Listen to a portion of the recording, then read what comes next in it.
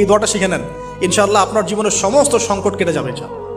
আমি নিজেও এই দোয়াটা বেশি বেশি করার চেষ্টা করি। দোয়াটা হচ্ছে, মুসা আলাইহিস সালাম একটা গাছের নিচে হেলান দিয়ে বসলেন, বসে দেখলেন দুজন মেয়ে দাঁড়িয়ে আছে দূরে, পানি নিতে পারছে না, লোকজন পানি নিয়ে যাচ্ছে, ওরা দাঁড়িয়ে আছে বেচারি। মুসা আলাইহিস সালাম গিয়ে বললেন, কি সমস্যা আপনাদের?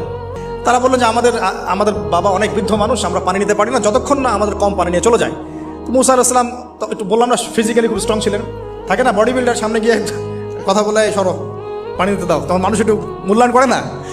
তো মুসা আলাইহিস সালাম এভাবে পানি নিয়ে দিলেন এবং বাছুরদেরকে পানি পান করালেন, করিয়ে গাছের নিচে এসে বসে আছেন। বসে বসে তিনি দোয়া করছেন, এই যে দোয়াটা তিনি দোয়া করছেন, রব্বি, একটা নেক কাজ করলেন, নেক কাজ করলেন না, মানুষের উপকার করলেন, নেক কাজ করে এসে গাছের নিচে বসে দোয়া করছেন, আল্লাহ এখানে তো আমার খাবার পানি বাসস্থান কিছুই নাই, আমি কি করব? রব্বি ইন্নি লিমা আনজালতা ইলাইয়া মিন খায়রিন ফাকির, রব্বি ইন্নি লিমা আনজালতা ইলাইয়া মিন খায়রিন ফাকির।